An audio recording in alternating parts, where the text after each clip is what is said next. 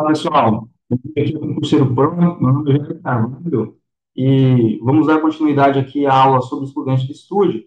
No vídeo anterior, nós tratamos sobre o conceito analítico de crime, situei vocês ali no âmbito do conceito analítico de crime, na teoria do crime, sobre a atuação, a presença das estudantes de estúdio. Agora eu trouxe uma parte mais curta sobre algumas características importantes, características gerais sobre as estudantes de estúdio que vocês devem ter conhecimento, tá? Muito importante esse vídeo aqui. Vou tratar sobre algumas terminologias e sobre as diversas previsões acerca das estudantes de estúdio, para além daquelas que são listadas ali na parte geral, no artigo 23 do Código Penal. Beleza? Então, vamos partir para o slide aqui para a gente acompanhar essas últimas noções introdutórias sobre as estudantes de estúdio, para que nos próximos vídeos a gente já trate sobre as estudantes em espécie, né? As estudantes gerais ali em espécie. Aqui eu trouxe para vocês algumas terminologias. A gente está falando muito estudante de licitude, mas existem diversas outras terminologias aqui. A terminologia mais comum da gente encontrar é a terminologia justificantes. Então, todas essas terminologias aqui são sinônimos de estudante da licitude. O termo mais comum é justificante, mas pode ser, você pode ver também em provas aí, justificativa, causa de justificação, discriminantes, tipos permissivos. Por que tipos permissivos? Porque são normas legais que permitem que o cidadão pratique um fato típico, porém, que esse fato típico seja lícito e ele não sofra a reprimenda penal, ele não sofra as consequências da pena do crime. Então, esses tipos permissivos trazem essa ideia de que o fato típico ele não será ilícito e, consequentemente, o indivíduo não vai responder pelo crime, certo? Se fala em justificantes, justificativas, porque essas hipóteses de exclusão da ilicitude são hipóteses que são socialmente aceitas pela sociedade. Há, no caso concreto, um conflito, uma colisão entre direitos fundamentais, por exemplo, no caso da legítima defesa que a gente apresentou anteriormente, há uma colisão entre o direito vida de um lado e o direito vida do outro, e a sociedade aceita que nessas situações de injusta agressão, o indivíduo que está na iminência ou sofrendo uma injusta agressão atual, ele atue para preservar o seu direito e atuando mesmo através de um fato típico, ceifando a vida do outro indivíduo, a sociedade e o direito aceita que o indivíduo pratica essa conduta para preservar o seu direito próprio ou até mesmo o direito alheio. Por isso a gente chama de justificantes, certo? É uma opção de política criminal, uma opção social do direito que, por mais que exista um fato típico e um desvalor no resultado de uma conduta praticada, não há o desvalor da conduta. O resultado o resultado ele é um resultado que a sociedade não espera, que a sociedade não quer que ocorra. Então existe um desvalor sim do resultado. Porém, a conduta não há desvalor na conduta. A sociedade aceita que nessas determinadas situações extremas haja o sacrifício de um outro bem jurídico tutelado em face da proteção de um bem jurídico próprio ou de um bem jurídico de terceiros. Esse sacrifício, essa aceitação social, exige uma razoabilidade na prática da conduta.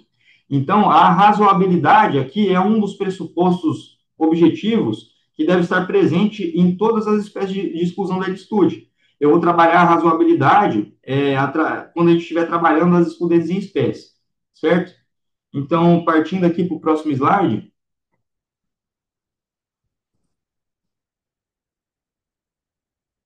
só um minuto.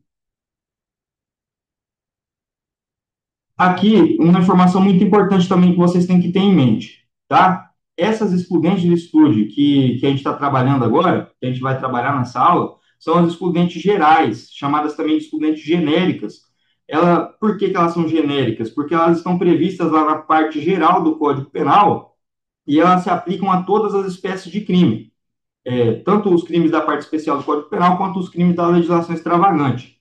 Então, por isso elas são chamadas de causas excludentes gerais ou genéricas. Elas estão previstas ali a partir do artigo 23 do Código Penal, todas elas estão descritas lá no artigo 23, e na sequência ali o artigo 24 e o artigo 24 traz o conceito legal de estado de necessidade, e o artigo 25 traz o conceito legal de legítima defesa, certo?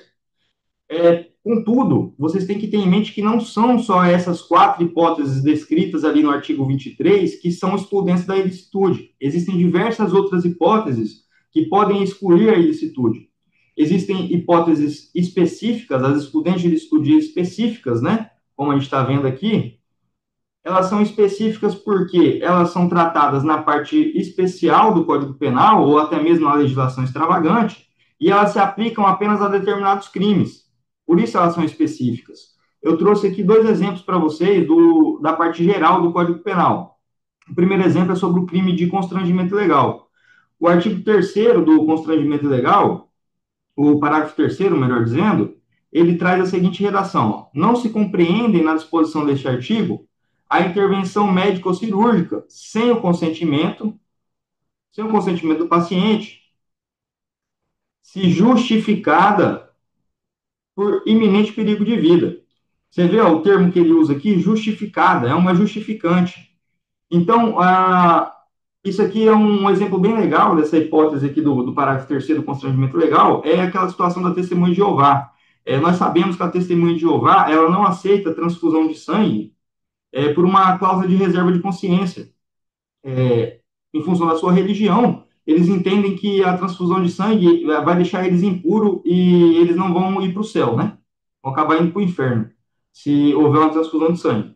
Então, porém, se o médico está no plantão, uma testemunha de Jeová sofre um acidente de trânsito, um acidente de veículo, chega no plantão ali precisando urgente de uma transferência de uma transfusão de sangue, sob perigo de vida, perigo de morte.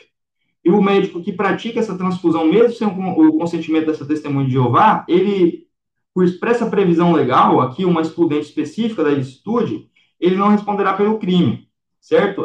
O fato vai ser típico, porque ele praticou um constrangimento ali em relação àquela testemunha de Jeová, em relação àquele paciente, porém o fato não vai ser ilícito por expressa previsão legal. O segundo exemplo que eu dei aqui é o exemplo do aborto, do artigo 128. Eu trouxe o exemplo aqui do inciso 1, que trata do aborto necessário, né? Que quando não há outro modo de salvar a vida da gestante, o médico ele pode praticar o aborto para que possa salvar a vida da gestante. Essa hipótese aqui é uma hipótese de exclusão da ilicitude específica para o crime de aborto, e ambos esses exemplos que eu trouxe aqui, ó, são causas de estado de necessidade terceiro. Estado de necessidade terceiro, certo? Ambas as situações aqui são justificadas pelo iminente perigo de vida que a pessoa está correndo. Aqui, ó, não há outro meio de salvar a vida da gestante, é um estado de necessidade terceiro. Beleza? Para além ainda das previsões legais genéricas e específicas, existem causas que excluem a ilicitude, causas supralegais, certo? São causas supralegais que excluem a ilicitude. E por que elas são supralegais? Porque elas não têm previsão legal, não estão positivadas, né? São aplicadas também a diversos crimes, não há uma aplicação específica, são causas supralegais que a doutrina aponta como melhor exemplo aqui o consentimento do indivíduo. Em determinadas situações, ele pode atuar como uma causa supralegal de exclusão da ilicitude. Beleza? Então, aqui, ó, a informação importante que a gente tem que reter desse slide é de que nós vamos trabalhar agora nessa aula, nos próximos vídeos, com as causas gerais, genéricas da parte geral do Código Penal, que se aplicam a todos os crimes previstos no ordenamento jurídico brasileiro, porém, existem também causas de exclusão da ilicitude fora dessas hipóteses do artigo 23. Existem causas de exclusão da ilicitude específicas em determinados crimes e existem causas supralegais de exclusão da ilicitude, beleza? Então, retém essa informação. A gente vai trabalhar com estado de necessidade, legítima defesa, estrito cumprimento do dever legal, exercício regular do direito. Essas são as hipóteses gerais da parte geral do Código Penal, mas, para além delas, existem diversas outras hipóteses que podem ocasionar aí a exclusão da ilicitude, beleza? Por fim, o que eu trago aqui para vocês é a previsão, a redação do artigo 23, certo? Já falamos aqui várias vezes que o artigo 23 ele traz as causas gerais de exclusão da ilicitude, e já falamos também aí diversas vezes que essas causas gerais são o estado de necessidade, legítima defesa, estrito cumprimento do dever legal e exercício regular do direito. A gente percebe aqui da leitura desse artigo que o estrito cumprimento do dever legal e o exercício regular do direito, eles estão previstos aqui no mesmo inciso, correto? só que eles não se confundem, tá? Por mais que eles estejam aqui no mesmo inciso, há uma diferenciação aqui terminológica e uma diferenciação teleológica em relação a esses institutos, né? A definição legal deles é completamente diferente, beleza? Aqui uma informação muito importante sobre o parágrafo único do artigo 23, que ele traz as hipóteses de excesso punível, certo? O que a gente tem que extrair da leitura desse artigo, desse parágrafo? Olha só a redação aqui. O agente, em qualquer das hipóteses deste artigo, responderá pelo excesso doloso ou culposo, certo? Então, o que acontece aqui, pessoal? Duas informações importantes aqui do parágrafo único. Em qualquer das hipóteses, excesso doloso ou culposo. Então, a primeira coisa aqui é que o excesso, ele é punível se ocorrer excesso tanto no estado de necessidade, quanto no estrito cumprimento do dever legal, quanto no exercício regular de direito. As hipóteses de excesso, elas não se restringem aqui à legítima defesa, certo? É claro que é muito mais palpável para a gente visualizar o excesso aqui na teoria, na legítima defesa. O excesso na legítima defesa, ele é muito mais visível, ele é muito mais como eu posso dizer, ele é muito mais real, né? Ele acontece de fato, o excesso na legítima defesa. Porém, a gente tem que ter em mente que o excesso ele pode ocorrer tanto nessas quatro hipóteses. Ele não é restrito à legítima defesa. Então, mesmo em estado de necessidade, se a pessoa pratica um excesso, ela vai responder por esse excesso. Mesmo no estrito cumprimento do dever legal, se houver um excesso por parte do agente público, ele vai responder por esse excesso também. E a segunda informação aqui muito importante sobre o excesso é que o excesso ele pode ser tanto doloso, o excesso punível, ele pode ser doloso ou ele pode ser culposo, certo? Não é só o dolo que traz a punição pelo excesso. A culpa também pode trazer essa punição pelo excesso, beleza, pessoal? Então, aqui dessa forma, a gente superou essas noções iniciais. No próximo vídeo, a gente vai entrar nas excludentes em espécie. Então, aqui para massificar o conhecimento que eu queria trazer para vocês, eu vou retomar lá do conceito analítico de crime. A gente viu que há necessidade de análise dos três substratos do crime para configurar o crime. O crime não é só a conduta, existem diversas circunstâncias periféricas que, somadas, ocasionam a consumação do crime, diversas circunstâncias que têm que ser analisadas para que haja a configuração do crime de fato, nesse conceito analítico, e que essa análise de cada substrato é uma análise evolutiva e sequencial. Cada substrato ele tem elementos que são analisados no seu momento correto. A configuração de um substrato do crime, como, por exemplo, a configuração do fato típico, ela é analisada de forma isolada, de modo que a presença ou não da ilicitude, ela jamais vai excluir o fato típico. Uma vez configurado o fato típico, a exclusão da ilicitude torna a conduta legítima, porém, o fato, a conduta continua típica, beleza? Então, essa análise é evolutiva, sequencial, porém é uma análise isolada, certo? Nem todo a relação entre o fato típico e a ilicitude é uma relação de presunção relativa, de indiciariedade. O fato típico presume-se ilícito. Essa presunção relativa ela é afastada através da presença de uma excludente de ilicitude, uma justificante. A presença de uma justificante, no caso concreto, afasta essa presunção relativa de ilicitude entre o fato típico e esse segundo substrato do crime. Então, nem todo fato típico necessariamente será ilícito, porque a presença dessa excludente de ilicitude afasta a ilicitude, a presença da justificante.